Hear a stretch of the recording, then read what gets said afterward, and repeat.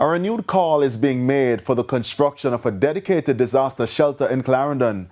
Stakeholders are warning that Jamaica's increasing exposure to severe weather systems demands more permanent and coordinated preparedness measures. During a recent municipal corporation meeting, Councillor for the Hills Division, Cian Barneswell, argued that the parish urgently needs a facility capable of housing residents displaced by hurricanes and flooding, rather than relying solely on schools and community centres. Councillor Dawson would have touched on the funds that were there from burial, and again donation given to Melissa, Chairman. I would have feel good to hear that we're going to build a shelter for Clarendon.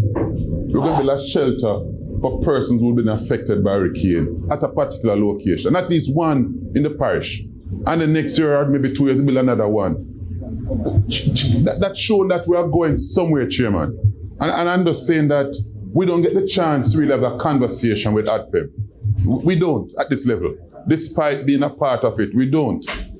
And we have to change how we go forward, because the system is getting more aggressive and more frequent. Responding to those concerns, Mayor of Clarendon, Joel Williams, expressed frustration over what he described as slow-moving government systems and procurement processes. He says these delays are affecting critical development projects, including disaster preparedness and infrastructure upgrades. Over the last week, I had sat there and almost got upset with a number of agencies of government. And I tell you why. We have a developer. Just to break to give you this. I have a developer bringing in some units. Every single entity of government that work with them that had to give the approval. And one entity that we would have written to them from 2024 on this matter. And it's at the back end now that they're coming to say to us that they cannot provide the water for the project. Mr. Williams says he has since written to the Prime Minister seeking intervention.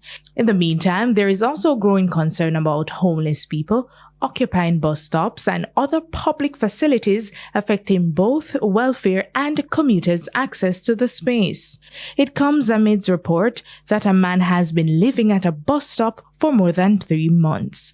He's from Kendal in Manchester. However, we are doing some further investigations to see if we can relocate him back to Manchester. So the investigation is ongoing, so you'll hear further on that. Deidre Thomas, TVJ News.